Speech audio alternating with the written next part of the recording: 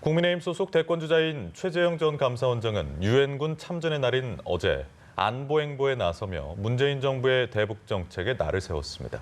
당내에서는 이른바 친윤석열계 의원들과 반윤 세력 간 신경전이 연일 이어졌습니다. 박현우 기자입니다. 정전협정 68주년을 맞아 전방 지역을 찾은 최재형 전 원장은 유엔군 화장장 앞에서 예를 표했습니다.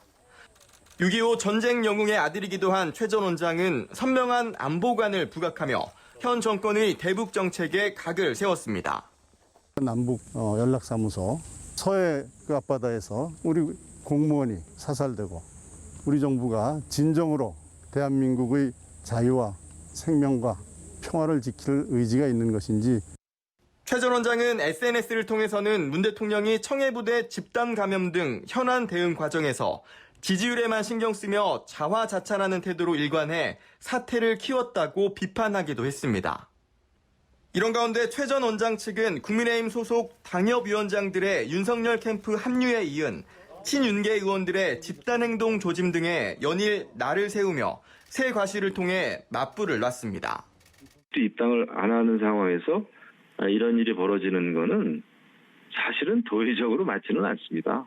20명대 후반, 30명대 초반. 두 사람 지지 의사를 밝힌 의원들 사이에선 윤 전 총장이 드루킹 댓글 조작 사건의 몸통을 밝혀야 한다면서 재특검을 주장한 것을 놓고 난타전이 벌어지는 등 대리전도 달아오르는 양상입니다. 친윤계와 반윤계 간 충돌 속 홍준표 의원도 윤 전 총장은 드루킹 댓글 조작 사건의 배후 은폐 당사자로 지목받았고 문재인 정권에서 벼락 출세한 인물인 만큼 참회해야 정상이라고 직격하는 등 당내 주자들의 견제구도 날카로워지고 있습니다.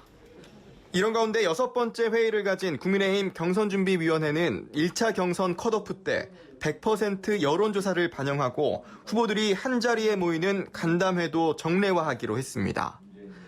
연합뉴스 TV 박현우입니다.